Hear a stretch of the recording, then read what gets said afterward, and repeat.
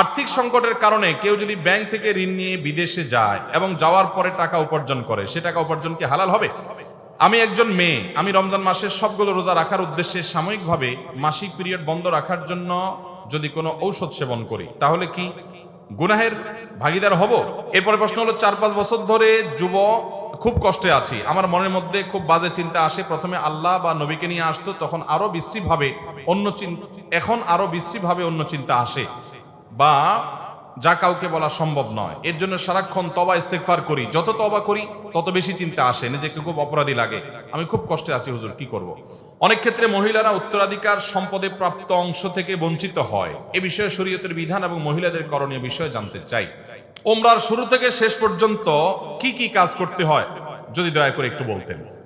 ফরজ সালাতের পর ইমাম সাহেবের নেতৃত্বে সম্মিলিত মুনাজাতে মাসবুক মুসল্লিদের সালাতে বিঘ্ন ঘটিয়ে তা পালন করা কতটুকু শরীয়ত সম্মত? অতিরিক্ত ফেসবুক ব্যবহার, পর্নোগ্রাফি দেখা, বেশি সময় মোবাইল টিপা, এগুলো থেকে নিজে এবং নিজের শিশুকে রক্ষা করার উপায় জানাবেন। এরপরে প্রশ্ন হলো, আমরা অনেক সময় বিপদে পড়লে মানত করি, আল্লাহ তুমি আমাকে বিপদ থেকে উদ্ধার করলে টাকা দান করব, মানুষ খাওয়াবো, গরু ছাগল ইত্যাদি দিব, এটা কি আল্লাহর সাথে চুক্তি করা হয়ে যায় কিনা? এরপরে প্রশ্ন হলো, বর্তমানে একটি ট্রেন্ড চালু হয়েছে, বিয়ের আগের দিন গায়ে হলুদের রাত্রে বর এবং কনে তাদের বন্ধুদের সাথে মদ পান করে এবং গান বাজনা করে। আমরা জানি যে মদ পান করলে 40 দিনের জন্য আমাদের শরীর নাপাক হয়ে যায়। এই নাপাক অবস্থা বিয়ে করলে বিয়ে হবে কিনা? এরপরে প্রশ্ন হলো, শিরিক করলে ঈমান চলে যায়, পুনরায় ঈমান আনতে হলে কি করতে হবে? অনেক ব্যবসায়ী আছেন যারা যাকাত দেওয়ার সময় এলে দোকানে পণ্য মজুত করে টাকা খরচ করে ফেলেন ইচ্ছাকৃতভাবে, এটা কতটুকু যুক্তিসঙ্গত? যাকাতের সময় কাছাকাছি আসলে অনেকে চালাকি করে, যে নগদ টাকা আছে, এটা দিয়ে জমি কিনে ফেললাম, জমি কিনে যদি বাড়ি করার নিয়ত করি তাহলে যাকাত আসবে না।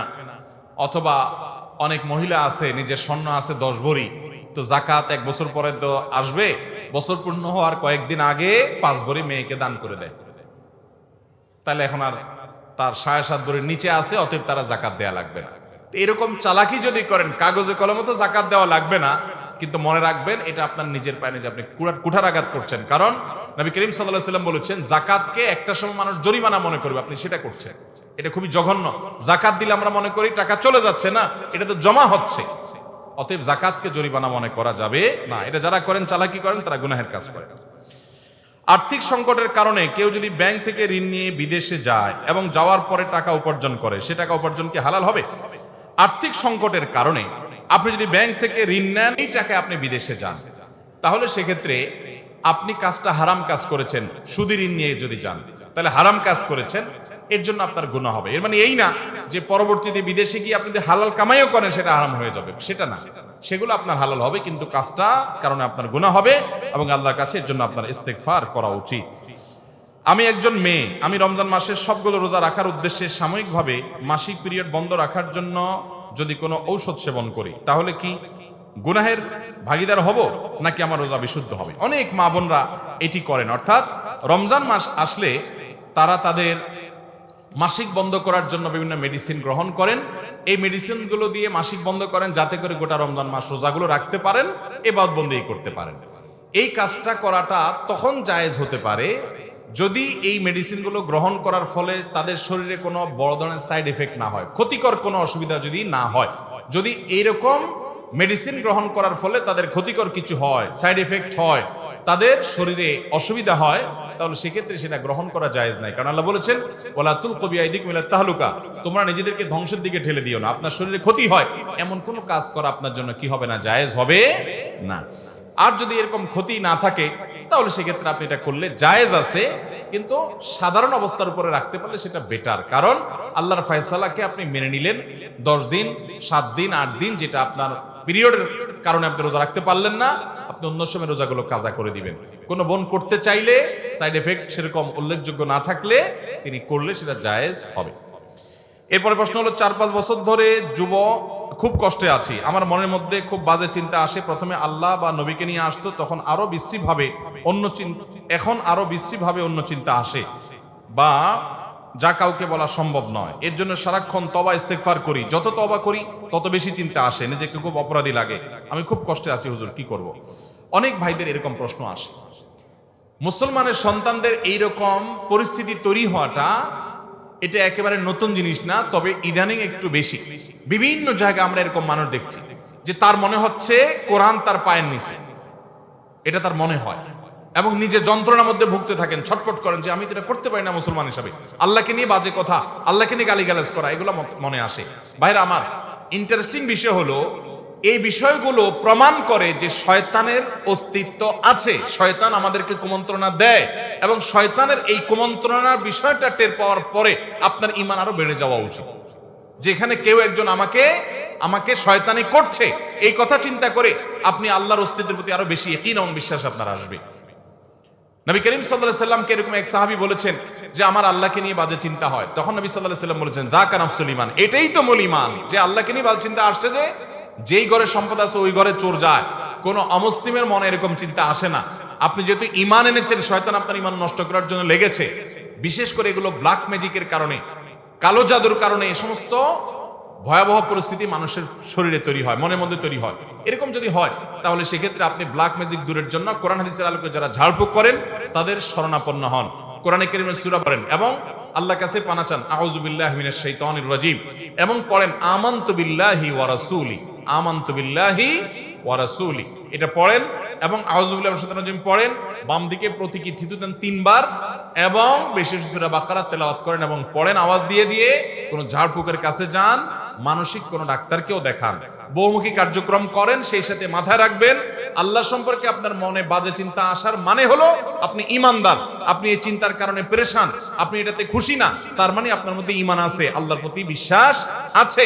অতএব আপনার ঈমান হারা হন নাই। এটা নিয়ে আপনি টেনশন বেশি করলে শয়তান আরো পেয়ে বসবে। টেনশন করবেন না, বরং খুশি হবেন যে শয়তানকে আমি টের পাচ্ছি, সে আমাকে আমার মধ্যে বাজে চিন্তা ঢুকাচ্ছে। আল্লাহর প্রতি ঈমান আরো বেড়ে যাওয়া উচিত। এরপরে প্রশ্ন হলো, আমার বাচ্চার বয়স 14 মাস, আমার স্ত্রীর সিজার হয়েছিল, আমি আগামী 4-5 বছরের ভিতরে বাচ্চা নিতে চাচ্ছি না।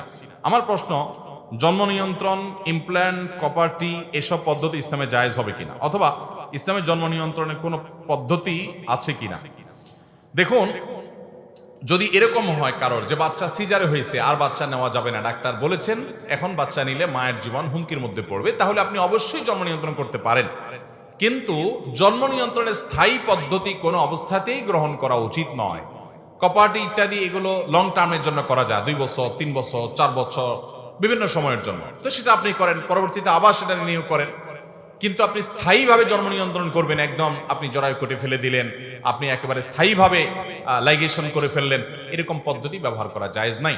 জন্ম নিয়ন্ত্রণ ইসলামে জায়েজ আছে তখন যদি এটার উদ্দেশ্য হয় শরিয়া গ্রাহ্য কোনো কারণ, যেমন আপনার এই মুহূর্তে একটা বাচ্চা হলে স্ত্রীর শরীরের উপর হুমকি পড়বে, বা তিনি ভয়াবহ অসুস্থ, আর একটা বাচ্চা নেওয়াটা তার জন্য রিস্ক হয়ে যাবে, কষ্ট হয়ে যাবে অনেক বেশি, আপনি সেই উদ্দেশ্যে গ্যাপ দিতে পারেন। একটা বাচ্চা আছে এখন এই মুহূর্তে, আর একটা বাচ্চা হলে শহরে বসবাস করেন, রাখার কেউ নেই, কষ্ট হয়ে যাবে পালন করা, আপনি এই উদ্দেশ্যে জন্মবিরতি করতে পারেন। সেটা 2 মাস, 2 বছর, 5 বছর হতে পারে।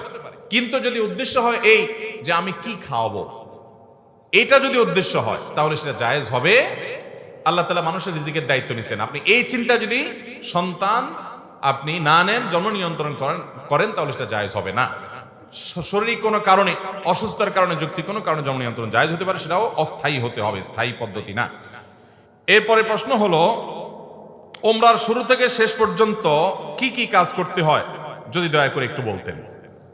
উমরার কাজগুলো খুব বেশি না, আমরা মনে করি উমরা অনেক জটিল কোনো কাজ। উমরা পারফর্ম করা এটা খুব সহজ একটা কাজ। সর্বপ্রথম কাজ হলো আপনার দেশ থেকে আপনি যখন যাবেন, মিকাতে গিয়ে গোসল করে উত্তম রূপে, হাতের চুল, নখ ইত্যাদি, শরীরের চুল, নখ ইত্যাদি থাকলে অবাঞ্ছিত এগুলো কেটে পরিষ্কার হয়ে ফ্রেশ হয়ে গোসল করে এহরামের কাপড়, সেলাই ছাড়া কাপড় পরবেন, পরে লাব্বাইকা উমরাতান নিয়ত করবেন। কারোর পক্ষ থেকে করলে লাব্বাইকা উমরাতান আন অমুক অমুক, মনে মনে নিয়ত করলে হবে, জমুকের তরফ থেকে লাব্বাইকা উমরাতান, বাস নিয়ত করে ফেললেন। এরপরে আপনি রওনা দিবেন। সাধারণত বিমানে গেলে মিকাত থেকে এহরাম পরা যায় না, তাহলে আপনি ঢাকা এয়ারপোর্ট থেকেও পড়তে পারেন, অথবা এহরামের কাপড় নিয়ে বিমানে ঘোষণা দেয় যে এখন আমরা মিকাত ক্রস করব, তখন আপনি পরে ফেলতে পারেন যদি অল্প সময় পান। আর নাহলে এখান থেকে এহরামের কাপড় পরে থাকলে নিয়তটা তখন করলেন লব্বাইক ওমরাতান, বাস শুরু হয়ে গেল। এহরাম পরা একটা কাজ শেষ। এহরাম পরার পরে আপনি তালবিয়া পড়বেন, লব্বাইক আল্লাহুম্মা লব্বাইক লব্বাইক লা শারীকা লাক লব্বাইক ইন্নাল হামদা ওয়ান নি'মাতা লাকা ওয়াল মুলক লা শারীকা লাক। এটা পাঠ করতে করতে আপনি পুরো পথে যেতে থাকবেন। পুরুষরা জোরে জোরে পাঠ করবে, মহিলারা আস্তে আস্তে। বাস দুইটা কাজ হয়ে গেল। এহরাম পরা, গোসল করে উত্তম রূপে মিকাত থেকে নিয়ত করা এবং তালবিয়া পড়তে থাকা। এরপরে আপনি যখন মক্কা যাবেন, হারামের কাছাকাছি যাওয়ার পর হারামে কাবা শরীফ দেখে তওয়াফ শুরুর আগ পর্যন্ত আপনার তালবিয়া পড়তে থাকবে। মসজিদে প্রবেশের সময় মসজিদে প্রবেশের সুন্নাহগুলো পড়বেন, আদায় করবেন, করে ভিতরে ঢুকে শুরুতে আগে তওয়াফ শুরু করবেন। 7টা চক্কর দিবেন। কাবা ঘরের হাজরা আসওয়াদ পাথরকে বাম পাশে রেখে ডান পাশে সবুজ লাইট রেখে বিসমিল্লাহি আল্লাহু আকবার বলে আপনি তওয়াফ শুরু করবেন। 7বার চক্কর দিবেন, 7বার। এই 7বার চক্করের প্রত্যেক চক্করে আলাদা দোয়া নেই, তবে চক্করে দোয়া কবুল হয়। দারুণ দোয়া কবুলের একটা জায়গা। মনে আল্লাহর কাছে যত চাওয়া সেগুলো পেশ করবেন। এবং আপনি রুকনে ইয়ামানি বলে কাবার 4টা কোণার একটা কোণাকে, অর্থাৎ হাজর আসওয়াদ পাথর যে কোণা তার আগের যে কোণাটা আছে তওয়াফ করতে যেটা তার আগে পড়বে ওইটাকে রুকনে ইয়ামানি বলে। ওই কোণা থেকে হাজর আসওয়াদ পাথর কোণা, এই দুটার মাঝখানে একটা দোয়া আছে, রব্বানা আতিনা ফিদ দুনিয়া হাসানা ওয়া ফিল আখিরাতি হাসানা ওয়া কিনা আযাবান নার। আর যেহেতু এটা আপনার তওয়াফে জিয়ারা বলে, এটা প্রথম তওয়াফ, অতএব উমরার তওয়াফ, এইজন্য আপনি ইহরামের কাপড় পুরুষরা ডান পাশের বগলের নিচ দিয়ে বাম পাশে কাঁধের উপরে ফেলবেন। এটা করবেন। এটা করে আপনি এই তওয়াফটা শেষ করবেন। এবং প্রথম চক্করগুলো, প্রথম কয়েকটা চক্কর আপনি জোরে দিবেন, একটু জোরে জোরে দৌড়াবেন প্রথম 3টা চক্কর। এরপরে বাকি চক্করগুলো আপনি স্বাভাবিক থাকবেন। তো এই যে তওয়াফ 7টা দিবেন আপনি, প্রত্যেকবার হাজরতের পাথরের কাছে আসলে হাত দিয়ে ইশারা দিয়ে আল্লাহু আকবার বলবেন, বাস। আবার আপনি দোয়া করতে থাকবেন। এভাবে 7 চক্কর দিবেন। তওয়াফ করা শেষ, আপনি মাকাম ইব্রাহিমকে সামনে রেখে অথবা হারামের যে কোনো জায়গায় দাঁড়িয়ে 2 রাকাত সালাত পড়বেন। প্রথম রাকাতে সূরা কাফিরুন, দ্বিতীয় রাকাতে সূরা কুল হুয়াল্লাহ। আর এই নামাজের আগে সম্ভব হলে কাবা ঘরের যে চৌকাট মুলতাজাম বলে ওইটা ধরে আপনি আল্লাহর কাছে দোয়া করবেন। এরপরে 2 রাকাত নামাজ পড়লেন, পড়া শেষ, পানি পান করে আপনি সাফা মারওয়া সাই করবেন। প্রথমে সাফা পাহাড়ে যাবেন এবং পড়বেন যে ইন্নাস সাফা ওয়াল মারওয়াতা মিন শাআইরিল্লাহ ফামান হাজ্জাল বাইতা ওয়াতামারা ফালা জুনাহা আলাইহি আন ইয়াতাওয়াফা বিহিমা। পুরো আয়াত পড়তে না পারলে ইন্নাস সাফা ওয়াল মারওয়াতা মিন শাআইরিল্লাহ এটুকু পড়লেও চলবে, যে সাফা এবং মারওয়া আল্লাহর নিদর্শনের অংশ। এরপর আপনি সাফা পাহাড়ে দাঁড়িয়ে লা ইলাহা ইল্লাল্লাহু ওয়াহদা আনজাযা ওয়াদা ওয়া নাসারা আবদা ওয়া হাজামাল আহজাবা ওয়াহদা এটা পড়বেন। এবং লা ইলাহা ইল্লাল্লাহু ওয়াহদাহু লা শারীকা লাহু লাহুল মুলকু ওয়া লাহুল হামদ ওয়া হুয়া আলা কুল্লি শাইইন কাদির এটা পড়বেন। এরপর আপনি কিবলার দিকে ফিরে 2 হাত তুলে, ওই যে কাবা শরীফের দিকে ফিরে 2 হাত তুলে মন খুলে দোয়া করবেন। দোয়া কবুলের জায়গায় সাফা পাহাড়। সাফা পাহাড় থেকে নবী সাল্লাল্লাহু আলাইহি ওয়াসাল্লাম সর্বপ্রথম ইসলাম প্রকাশ্যে প্রচার শুরু করেছেন, সেই স্মৃতি বিজড়িত জায়গা। আপনি দোয়া করবেন। এটা ইব্রাহিম আলাইহিস সালাম এবং ইসমাঈল আলাইহিস সালাম এবং মা হাজেরার স্মৃতি বিজড়িত জায়গা। যাই হোক, সাফা পাহাড়ে দোয়া করার পর এরপরে আবদাউ বিমা বাদা আল্লাহু বি, আল্লাহ সাফার নাম আগে শুরু করছেন, তো আমি এখান থেকে সাই করা শুরু করছি। হেঁটে যাবেন হলো কোথায়? মারওয়ায়। মারওয়া যাইতে মাঝখানে 2টা সবুজ লাইটের জায়গা পড়বে, ওখানে পুরুষে একটু জোরে হাঁটবেন, বাস এটুকু। এবং এই সাইর সময় আপনি জিকির আজকার তাসবিহ তেলাওয়াত করতে পারেন। তওয়াফের সময় ওযু থাকতে হবে, সাইর সময় ওযু না থাকলেও হয়ে যাবে, কিন্তু ওযু থাকলে ভালো। এবং তওয়াফ সাইয়ের মধ্যে ওযু ছুটে যায়, ওযু করে এসে আবার যেখান থেকে ছুটছে ওখান থেকে আবার কন্টিনিউ করতে পারবেন। মারওয়া পাহাড়ে চলে গেলেন, সেখানে গিয়ে আবার ওই যে কাবার দিকে ফিরে সাফা পাহাড়ে যা যা করেছেন ঠিক একইভাবে সবগুলো করবেন এবং দোয়া করবেন। ওখান থেকে আবার আপনি সবগুলো দোয়া পড়বেন। ওখান থেকে আবার আপনি সাফা পাহাড়ে আসবেন। তাহলে সাফা থেকে মারওয়া গেলেন একটা চক্কর, মারওয়া থেকে আবার আসলেন আরেকটা, আবার গেলেন আরেকটা, এভাবে মোট 7টা চক্কর দিতে হবে। সাফায় শুরু হবে, মারওয়া গিয়ে শেষ হবে। যে আসলে একটা না, গেলে একটা, গেলে আরেকটা, আসলে আরেকটা, এবার মোট 7টা হবে। 7 চক্কর শেষ, আপনার ওমরা শেষ। এরপরে পুরুষরা মাথা চুল চেঁচে ফেলবেন। না চাচতে পারলে পুরো মাথার চুল ছোট করতে হবে। 2-4টা সামান্য একটু ছোট করলে হবে না। মহিলারা তাদের মাথার চুলে সামান্য অল্প একটু ছোট করলে হবে।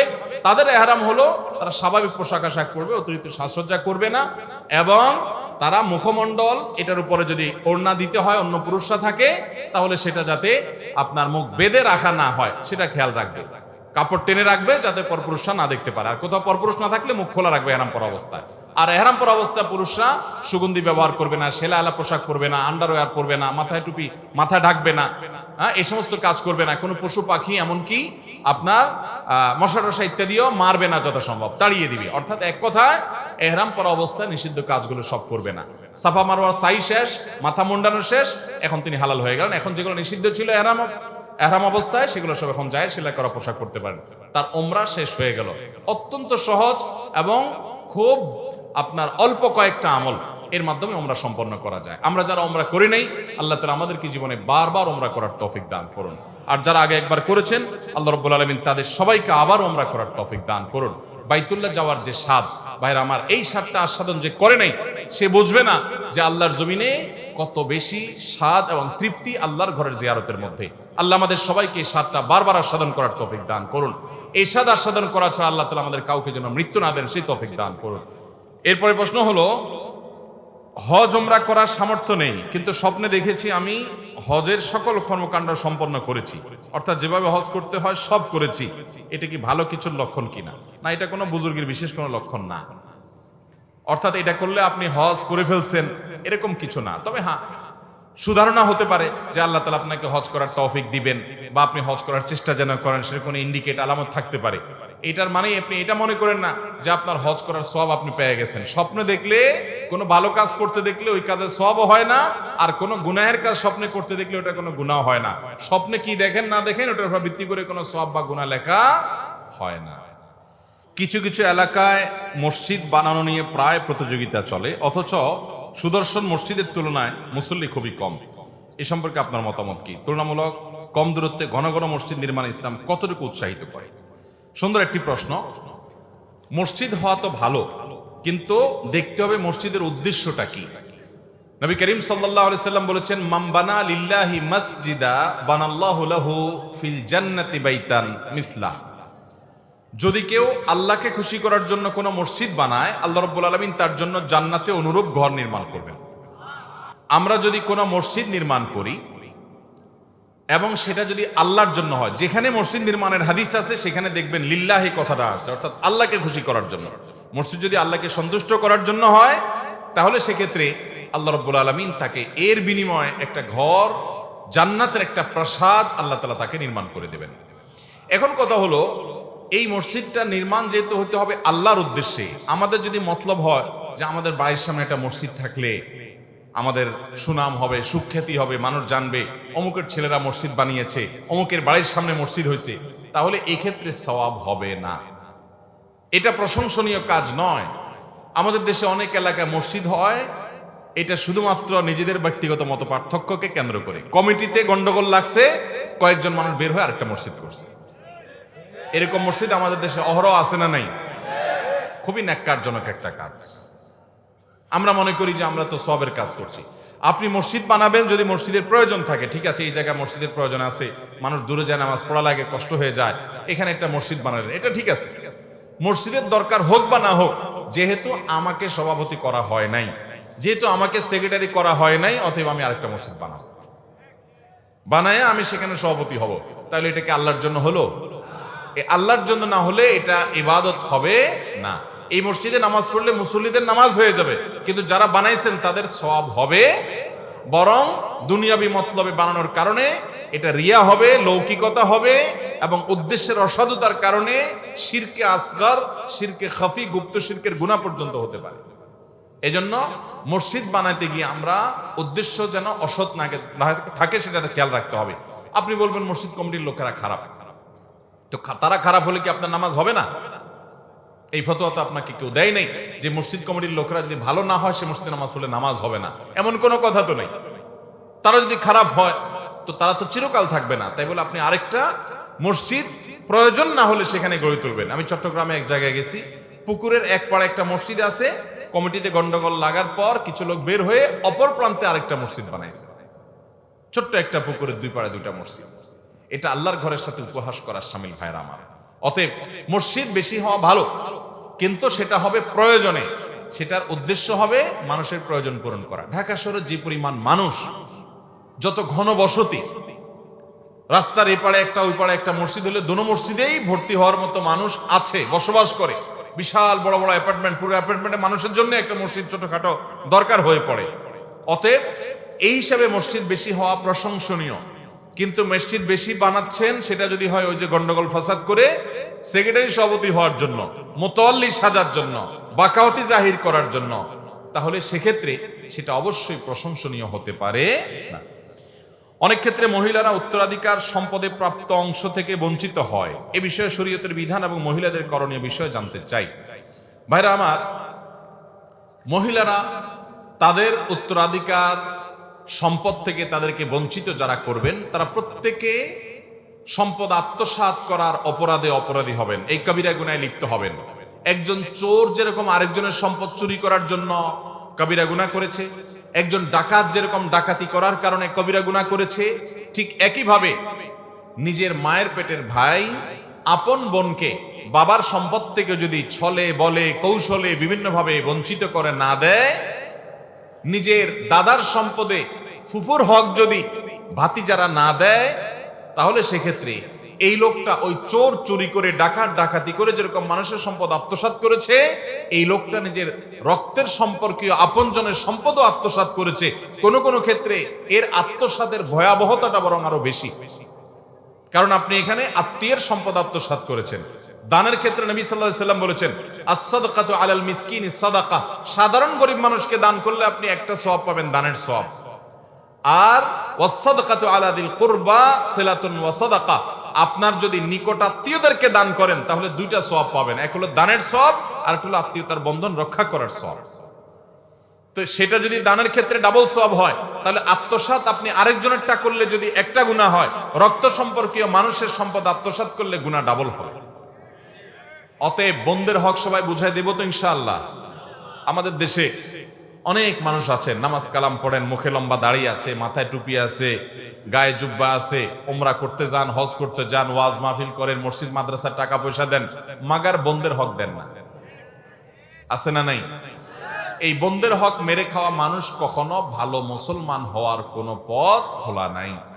নবী করিম সাল্লাল্লাহু আলাইহি ওয়াসাল্লাম বলেছেন, যে ব্যক্তি এক বিঘত সম্পদ আত্মসাৎ করবে, 7 ভাগ জমিনকে আল্লাহ তাআলা তার গলায় ঝুলিয়ে দিবে, যে কত খাইতে পারস খা, এটা হবে তার শাস্তি। অতএব বোনদের হক বুঝাই দেব তো ইনশাআল্লাহ। বোনরা নিতে চাইবে না। আমি জানি আমাদের সমাজে মেয়েরা এমনি লাজুক, এরপরে আবার জানে যে বাবার সম্পদে যে আমার ভাগ আছে সেটা তো নিয়ে যাই, এমনি আমার ভাই যে ছেঁচড়া যদি নিয়ে যাই, এরপরে আর এই বাড়িতে আমি এসে একটু দাঁড়াবো, বাপের ভিটা বাপের বাড়ি, নিজের ছোটবেলার স্মৃতি এখানে আছে, একটু আসবো, সে মুখটা পর্যন্ত আমার আর থাকবে না। সেই ভয়ে মেয়েরা নিতে চায় না, ভাই আমার দরকার নাই, তারা নিতে চায় না। আপনি ভাই হিসাবে আপনার কর্তব্য তাদেরকে অভয় দেওয়া, যে না। আল্লাহ তাআলা কোরআনে সবচেয়ে বড় আয়াত নাজিল করেছেন কোনটা জানেন? কোরআনের সবচেয়ে বড় আয়াত কোনটা? সবচেয়ে বড় আয়াত সূরা বাকারার এই আয়াতটা। কোন আয়াত? যে আয়াতে আল্লাহ রাব্বুল আলামিন সম্পত্তি বন্টনের কার কতটুকু হক আছে সে বিষয়ের বিস্তারিত বিবরণ যে আয়াতে আল্লাহ তাআলা উল্লেখ করেছেন, ওই আয়াতটা সবচেয়ে বড় আয়াত। এর একটি কারণ অনেক মুহাক্কিক, অনেক বিশ্লেষক উলামায়ে কেরাম এটাও বলেন যে অন্য বিষয়ে আল্লাহ তাআলা কথা বলে থেমেছেন, দাড়ি দিয়েছেন, কমা দিয়েছেন, কিন্তু সম্পদ বন্টনের, মানুষ মারা গেলে তার প্রত্যেকটা সম্পদ কে কতটুকু পাবে, এই যে বন্টন নামা আল্লাহ তাআলা কোরআনে দিয়েছেন, এই বন্টন নামাটা আল্লাহ সুবহানাহু ওয়া তাআলা এমন ভাবে দিয়েছেন যে সম্পূর্ণ বন্টন নামা শেষ করার আগ পর্যন্ত আল্লাহ তাআলা স্টপ করেন নাই, থামেন নাই, দাঁড়িয়ে দেন নাই।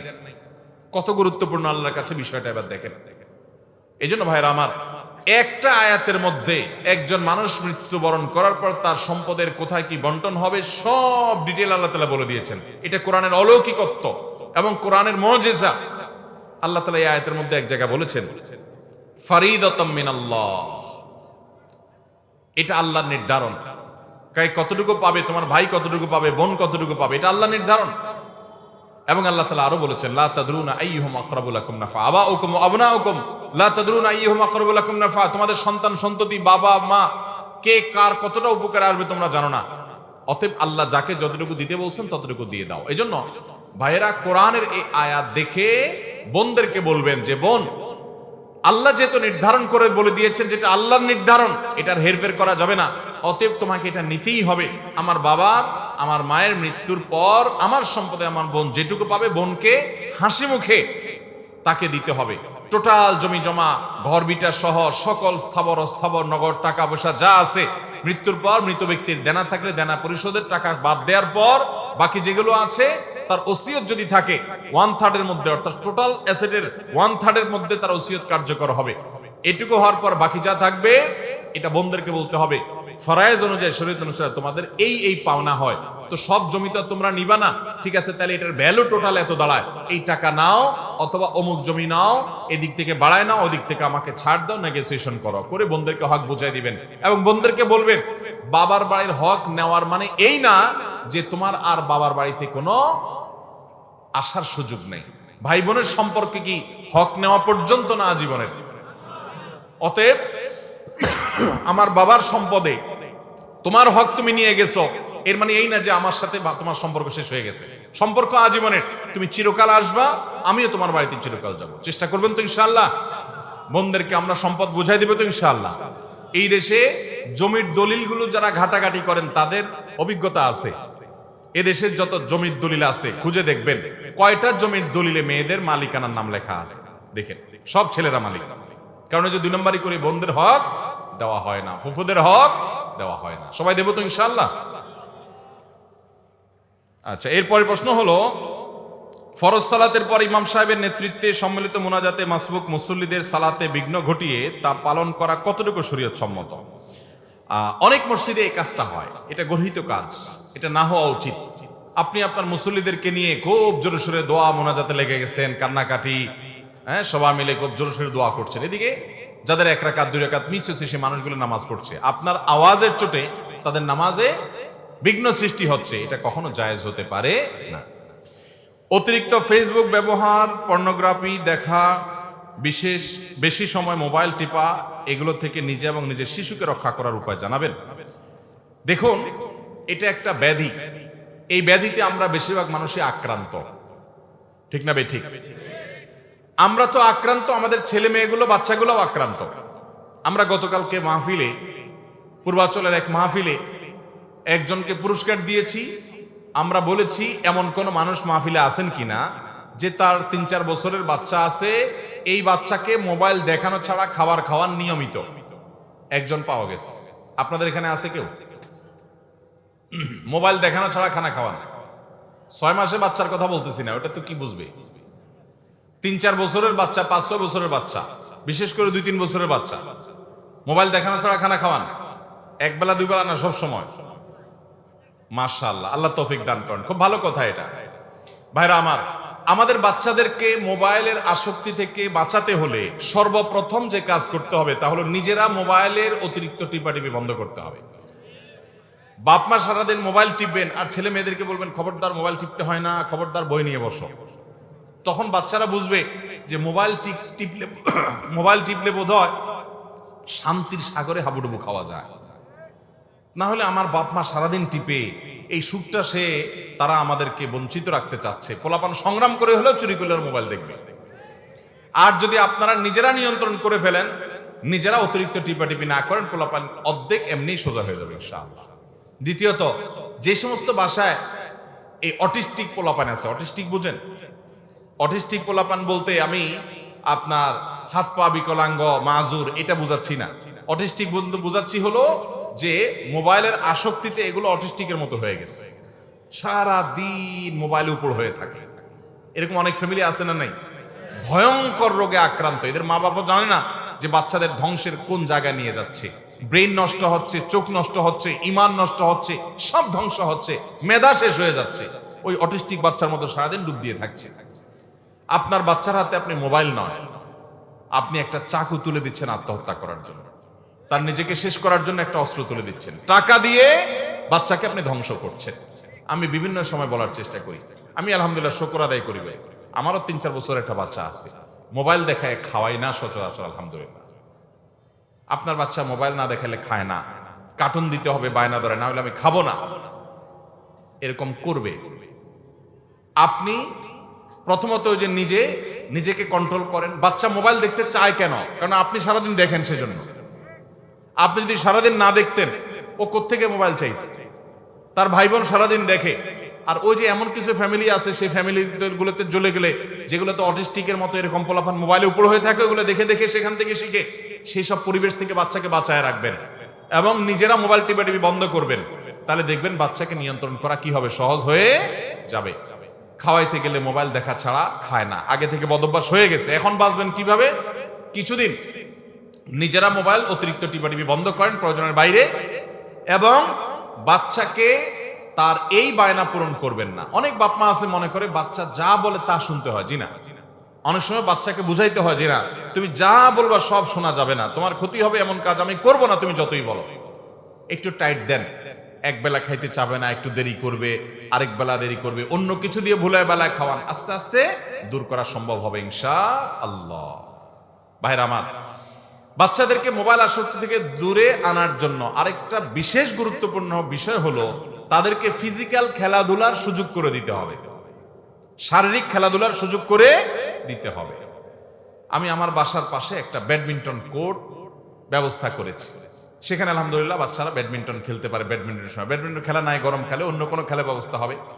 বাচ্চাদেরকে যদি আপনি ফিজিক্যাল খেলার সুযোগ করেন এবং আপনি নিজে সেখানে সামিল হন বাচ্চাদের সাথে, আপনি মোবাইল টিপে না বলেন যা তোরা বাইরে একটু খেলে আয়, ও জীবনও যাবে না। ও চিন্তা করবে তাহলে মোবাইল দেখার ভিতরে বোধহয় সকল শান্তি এবং কামিয়াবি নিহিত। নাহলে বাপ কেন আমাকে নিজে যেটা করছে সেটা থেকে দূরে রাখতে চাচ্ছে। অতএব আমরা আমাদের বাচ্চাগুলোকে বাঁচাতে হলে নিজেদেরকে হার্ড ডিসিশন নিতে হবে। আল্লাহ আমাদেরকে তৌফিক দান করুন। আর যারা নিজেরা হার্ড ডিসিশন নিতে পারছেন না তাদেরকে আমরা বলবো যে আপনারা মেহেরবানি করে কিছুদিনের জন্য স্মার্টফোন ছেড়ে একান্ত আপনার অফিস আদালত ব্যবসা বাণিজ্য যেটা করা লাগে অফিস আদালতে করে বাসা বাড়িতে এসে বাটন ফোনে চলে যান। বাটন ফোনে যদি আপনি 6 মাস চলে যেতে পারেন, একটু হার্ড ডিসিশন, কঠিন হবে, একটু যদি নিতে পারেন ইনশাআল্লাহ সারা বছর দেখবেন আপনার জন্য সহজ হয়েছে। আল্লাহ আমাদেরকে তৌফিক দান করুন। এরপরে প্রশ্ন হলো, শিরক করলে ঈমান চলে যায়, পুনরায় ঈমান আনতে হলে কি করতে হবে?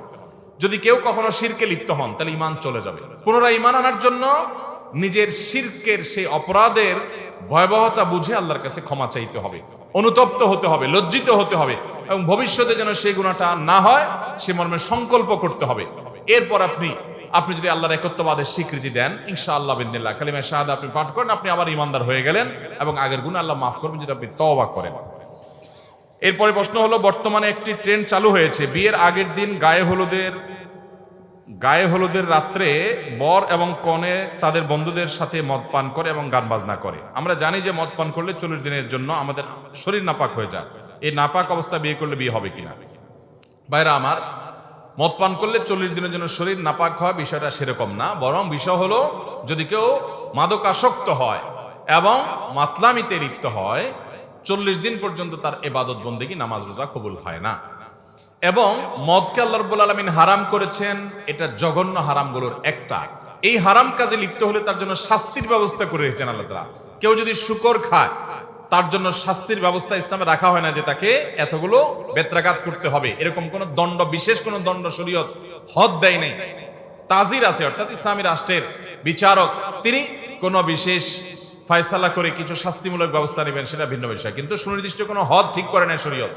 কিন্তু কেউ যদি মদ পান করে তার জন্য কিন্তু শাস্তির ব্যবস্থা শরীয়তে আছে। এর কারণ কি? এর কারণ হলো এটি আমাদের সমাজকে ধ্বংস করে দেয়। আজকাল আমাদের তরুণদের মধ্যে ওই যে বললাম ঈমানি চেতনা, ধর্মীয় কাজকাম থেকে তাদেরকে দূরে রাখার যে একটা ষড়যন্ত্র, শিক্ষা থেকে তাদের ধর্ম বিদায়, বিনোদন থেকে তাদের ধর্ম বিদায়, ক্রীড়ার নামে ধর্ম থেকে বিযুক্তি, এইভাবে নানাভাবে ধর্ম থেকে দূরে সরাতে এখন তরুণদের মধ্যে এমন একটা উদ্ভট মানসিকতা তৈরি হয়েছে যে বিয়ের আগে মদ পান করে মাতলামি করতে হবে। সারা জীবন যে গুনাহ করে না সেও সে গুনাহে লিপ্ত হয়। কিয়ামতের আগে অনেক অসভ্যতা, অনেক বর্বরতা, এটা সমাজের স্বাভাবিক ট্রেন্ডে চালু হয়ে যাবে এবং অব্যাহত হয়ে যাবে। সেটা মানুষ সাধারণ মনে করবে। আল্লাহ তাআলা এই হারামগুলো থেকে আমাদের বেঁচে থাকার তৌফিক দান করুন। সৌদি আরবের রিয়াদে কাবা শরীফের আদলে একটা বাণিজ্যিক ও বিনোদন শহর তৈরি করা হচ্ছে। প্রশ্ন হলো, কাবা ঘরের আদলে কোনো এরকম বিল্ডিং নির্মাণ করলে কাবা ঘরের অসম্মান হয় কিনা?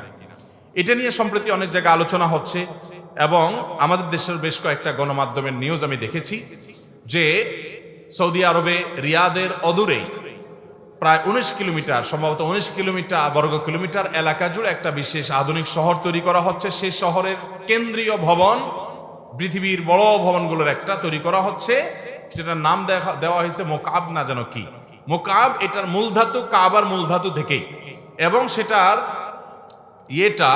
ডিজাইনটা অনেকে দাবি করছেন অনেকটা কাবার মতো। যে ছবিগুলো নেটে আসছে, নিউজে প্রচার হয়েছে, সেটা দেখে কিছুটা কাবার মতো মনেও হয়। বাকি তাদের উদ্দেশ্য, যারা নির্মাণ করছেন সৌদি গভর্নমেন্ট, তাদের উদ্দেশ্য কি সেটা আল্লাহ তাআলা ভালো জানেন।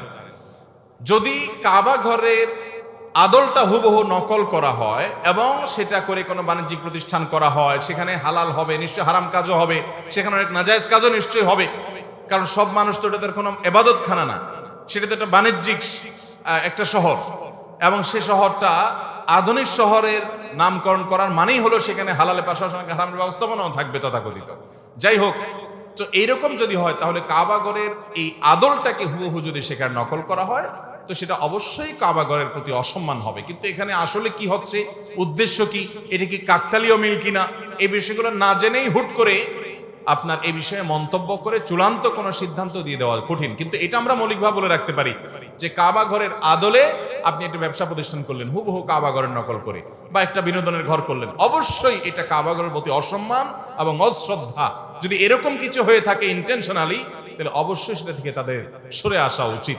তবে প্রকৃত ঘটনা কি সেটা না জেনে আমরা হুটহাট করে মন্তব্য করে কোনো ফতোয়া আগে থেকে জারি করে দিব না। মৌলিক বিষয়টা আমরা জেনে রাখলাম যে ইসলামের শেয়ার যেগুলো আছে এগুলো নিয়ে কোনো হেয়ালিপনা চলে না, এগুলোকে নকল করা চলে না, এগুলোর অনুরূপ আরেকটা অবিকল আরেকটা তৈরি করা, তাও বাণিজ্যিক বা এরকম কোনো উদ্দেশ্যে, সেটা কোনো অবস্থাতেই গ্রহণযোগ্য হতে পারে না। এরপরে প্রশ্ন হলো, আমি একজন আইন শিক্ষার্থী, আমি যতটুকু জানি কেউ অপরাধ করলে সেই অপরাধীকে কেউ একজন সাপোর্ট করলে দুজনই সমান অপরাধী হবে। আমার প্রশ্ন হলো, যদি কোনো চোর আমার কাছে স্বীকার করে যে সে চুরি করেছে, আমি একজন লয়ার হিসাবে জেনে শুনেও তার পক্ষ নিয়ে মামলা লড়লে এবং তাকে বিভিন্ন কৌশল শিখিয়ে দিলে আমি কি তার সম্প্রতি হব, এবং আইনি পেশা আমি কিভাবে আমার ঈমান ঠিক রাখতে পারবো? খুবই দরকারি একটি প্রশ্ন একজন লয়ার ভাই করেছেন। আমাদের যারা লয়ার ভাইরা আছেন তারা অনেকেই এই অপরাধে লিপ্ত, ভয়ঙ্কর অপরাধে লিপ্ত। আপনার ক্লায়েন্ট আপনাকে টাকা দিয়ে ঠিক করেছে, ক্লায়েন্টকে নির্দোষ প্রমাণ করে কোর্ট থেকে তাকে মুক্ত করে আনা, এটা আপনার জন্য চ্যালেঞ্জ। কিন্তু আপনি যদি জানেন এই লোকটা দোষী, সে আপনার কাছে স্বীকারই করেছে এবং আপনার কাছে এটা প্রমাণিত হয়ে গেছে যে সে দোষী, তাহলে তাকে নির্দোষ সাব্যস্ত করার জন্য আপনার যে চেষ্টা, সম্পূর্ণ হারাম চেষ্টা, এই ব্যাপারে কোনো সন্দেহ করার কোনো সুযোগ নাই। যারা উকিল আছেন, যারা এই জাতীয় আপনার আইন পেশায় কাজ করছেন এবং মানুষকে আইনি সহায়তা দিচ্ছেন, এই ভাইরা বেশিরভাগ ভাইরা এক্ষেত্রে হালাল হারাম বাজ বিচার করেন না। ক্লায়েন্ট ধরা এটা হলো মূল কাজ। শুধু এখানেই শেষ না, আমি তো জানি যে অনেক লয়াররা আছেন যে তার ক্লায়েন্টের থেকে তো টাকা নিচ্ছেনই, আবার প্রতিপক্ষ যে আছে তার কাছ থেকে তলে তলে টাকা নিয়ে নিজের ক্লায়েন্টকে হারায় দেন। এই কাজও অনেক উকিলরা নাকি করেন। কোন সেক্টরে যাবেন আপনি? ডাক্তারদের কথা আমরা জানি যে রোগীর যদি 50-100 টাকার মেডিসিন হয়ে যায়, তারপরও তাকে 1000-2000 টাকার টেস্ট দিয়ে অযথা হয়রানি করে কমিশন খাওয়ার প্রথা, এটা নিয়ম, এটার রেওয়াজ, এটার বদ কালচার আমাদের সমাজে অনেক ডাক্তারদের মধ্যে আছে। মানুষ কোথায় যাবে? যেদিকে যাবে সেদিকে দুর্নীতি, অনিয়ম, অবৈধ কাজের ছড়াছড়ি। অথচ এই দেশ নাকি মুসলিম সংখ্যাগরিষ্ঠ দেশ। আমাদের জন্য লজ্জা হয়, এটা আমাদের জন্য লজ্জার কারণ যে নামধারী মুসলমান এই দেশে ভরে গেছে, প্রকৃত মুসলমান এই দেশে পাওয়া যায় না। অতএব ভাইরা আমার, ভালো মুসলমান হওয়ার জন্য হারাম ছাড়া জরুরি। অনেক উকিল ভাই আছেন, অনেক এই জাতীয় ডাক্তার ভাই আছেন, দাঁড়িয়েও রাখেন, নামাজও পড়েন, রোজাও রাখেন, হজও করেন, উমরাও করেন, জাকাতও দেন, দান সাদেকা করেন, তাসবিহ তাহলিল করেন, ওয়াজ নসিহত শুনেন, সব করেন, মাগারে 2 নম্বর এটাও করেন। আছে না নাই? আপনি কখনো ভালো মুসলমান হতে পারেন? আল্লাহর কসম, আপনার ইবাদত বন্দেগীর কোনো মানে নাই। আপনার জন্য সবচেয়ে জরুরি কাজ হলো মৌলিক ফরজ কাজ, 5 ওয়াক্ত ফরজ আদায় করার পর আপনার জন্য সবচেয়ে জরুরি কাজ হলো হারাম ছাড়া। আপনি হারাম ছাড়বেন না, হারাম করবেন আরামের সাথে, আর এদিকে তাসবিহ তাহলিল করবেন। 2 পয়সার কোনো উপকার আসবে না তাসবিহ তাহলিল। আল্লাহ তাআলা আমাদের সবাইকে হারাম ছাড়ার তৌফিক দান করুন। যে ভাই প্রশ্ন করেছেন সে উকিল ভাইকে আমরা সাধুবাদ জানাই যে তিনি সৎ পথে চলার ন্যূনতম চেষ্টা তিনি করতে চাচ্ছেন। তার বিবেক তাকে আঘাত করেছে, তার বিবেক তাকে বলেছে যে এই কাজটা সঠিক হবে না সম্ভবত। সম্ভবত না নয়, বরং নিশ্চিতভাবে আমরা বলতে পারি যে আসামি যদি দোষী আপনি জানেন, তাহলে আদালতের কাছে তাকে নির্দোষ সাব্যস্ত করার জন্য আপনার লড়াই মানে হলো আপনি একটা অন্যায়কে স্পষ্টত সাহায্য করলেন। এটা কখনো জায়েজ হতে পারে না। আল্লাহ বলেছেন, ওয়ালা তাআওয়ানু আলাল ইসমি ওয়াল উদওয়ান, তোমরা পাপ এবং সীমা লঙ্ঘনের কাজে কেউ কারোর সহযোগিতা করবা না। আপনি সেই কাজটা করছেন। আল্লাহ আমাদেরকে হারাম ছেড়ে আসার তৌফিক দান করুন। আমাদের সংস্থার প্রায় 6 বছর হলো। আমাদের সংস্থার পুরো অর্থ আমাদের পকেট খরচ বাঁচিয়ে মাসিক চাঁদার মাধ্যমে আসে। আমরা প্রায় সময় আমাদের কাজের ছবি তুলি এবং তা আমাদের পেজে আপলোড করি। যেহেতু আমাদের সংস্থা কাজের ছবি না দিলে বিভিন্ন মানুষ বিভিন্ন মতামত করে। আমাদের চিন্তা ভাবনা লোক দেখানো নয়, উদ্দেশ্য হলো মানুষের মুখে হাসি ফোটানো এবং আল্লাহকে রাজি খুশি করা এবং দাতাদের কাছে জবাবদিহিতা নিশ্চিত করা। আমরা জানতে চাই কাজের ছবি তুলে ফেসবুকে আপলোড করলে গুনাহ হবে কিনা, আমরা কি করতে পারি যেহেতু মানুষের কাজের প্রতি প্রশ্ন তুলতে পারে সে ভয়ে কাজ করা। এটাতে গুনাহ হবে না, ইন্নামাল আমালু বিন্নিয়াত। আপনি কেন ছবি তুলে ফেসবুকে দিচ্ছেন সেটা নির্ভর করবে আপনার নিয়তের উপরে। আপনার যদি উদ্দেশ্য হয় মানুষের কাছে বাহবা নেওয়া, তাহলে তো আপনি সওয়াব পাবেন না, উল্টা গুনাহ হবে। আপনার যদি উদ্দেশ্য হয় জাহির করা, ব্যক্তিগত দান জাহির করে মানুষের কাছে আপনি দানবীর সাজা, তাহলে তো গুনাহ হবে। কিন্তু আপনার উদ্দেশ্য যদি হয় দাতাদের কাছে জবাবদিহিতা নিশ্চিত করা যে ভাই কোথায় খরচ হয়েছে আপনারা দেখেন, এবং একইভাবে অন্যদেরকে উদ্বুদ্ধ করা, এটা যদি উদ্দেশ্য হয় তাহলে ইনশাআল্লাহ গুনাহ তো হবেই না, বরং আরো সওয়াব হবে। এটা নিয়তের উপর নির্ভর করবে। তবে আপনি যখন বেনিফিশিয়ারিদের ছবি প্রকাশ করবেন তখন তাদের প্রাইভেসিটা লক্ষ্য রাখবেন যে তাদের প্রাইভেসি যেন লঙ্ঘন না হয়। এটা অনেক গুরুত্বপূর্ণ একটা ব্যাপার। লুঙ্গিতে কি সতর পরিপূর্ণ হেফাজত হয়? আপনার সতর ঢাকতে হবে, নাভি থেকে হাঁটুর নিচ পর্যন্ত পুরুষ হিসেবে আপনাকে ঢাকতে হবে। সেটাকে আপনি লুঙ্গি দিয়ে ঢাকবেন না প্যান্ট দিয়ে ঢাকবেন না পাজামা দিয়ে ঢাকবেন না চাদর পরে ঢাকবেন, সেটা আপনার ব্যাপার। আপনার ঢাকা থাকলেই হলো। এমনও হতে পারে যে একজন লুঙ্গি দিয়ে সতর ঢাকতে পারছে কিন্তু আরেকজন এমন প্যান্ট পরছে যে তার সতর খোলা। হতে পারে কি পারে না? অতিরিক্ত পাতলা বা অতিরিক্ত টাইট যেটা শরীরের বিবরে মাপ জোপ পর্যন্ত বোঝা যায়, সেটা কখনো শরীয়ী পোশাকের কোন আওতায় সেটা পড়তে পারে না, বিধায় সেটা পড়া যাবে না। কিন্তু যদি আপনি লুঙ্গি পরেন বা যে কোনোটা পরেন, নাভি থেকে হাঁটুর নিচ পর্যন্ত আপনি ঢেকে রাখতে পারছেন, সতর ঢাকা যাচ্ছে, আপনার সতরের কোনো অংশ দেখা যাচ্ছে না, বাস তাতে সতর ঢাকার যে কাজ সেটা হয়ে যাবে। এরপরে প্রশ্ন হলো, আমরা অনেক সময় বিপদে পড়লে মানত করি, আল্লাহ তুমি আমাকে বিপদ থেকে উদ্ধার করলে টাকা দান করব, মানুষ খাওয়াবো, গরু ছাগল ইত্যাদি দিব। এটা কি আল্লাহর সাথে চুক্তি করা হয়ে যায় কিনা? ইসলামের ঠিক মানতের বিধান আছে কি? ইসলামে কি মানতের বিধান আছে কিনা? যদি থাকে তাহলে কিভাবে করবো? নবী করিম সাল্লাল্লাহু আলাইহি ওয়াসাল্লাম পরিষ্কারভাবে বলেছেন তোমরা মানত করবে না, কারণ মানত এটা আসলে তেমন কোনো কাজের কাজ না। এটা কি? ইন্নামা ইস্তাখরাজু মিনাল বখিল, মানতের বিহি মিনাল বখিল, মানতের মাধ্যমে বখিলের সম্পদ বাইর হয়। বখিল ডাইরেক্ট দান করতে চায় না, বলে আগে আল্লাহ আমার ছেলেটাকে সুস্থ করেন, ছেলেটার রেজাল্ট ভালো করে দেন, আমার বিপদটা দূর করেন, তারপর আমি এটা দেব। সে ডাইরেক্ট দিতে চায় না, আল্লাহকে শর্ত দিয়ে দেয়। তো বখিল কৃপণ, সে আগে দিতে চায় না, এজন্য সে আল্লাহর কাছ থেকে পেয়ে তারপরে দিবে বলে। নবী সাল্লাল্লাহু আলাইহি ওয়াসাল্লাম বিষয়টাকে এইভাবে দেখেছেন। তবে এই হাদিসের আলোকে ওলামা ইকরাম কেউ মানত করাকে হারাম বলেন না, বলেন যে এটা অনুত্তম কাজ, মানত ভালো জিনিস না। তাহলে ভালো জিনিস কোনটা? আপনার বিপদ হয়েছে, আপনার কোনো উদ্দেশ্য হাসিল হওয়া দরকার, আপনি এমনি টাকা দান করে দেন।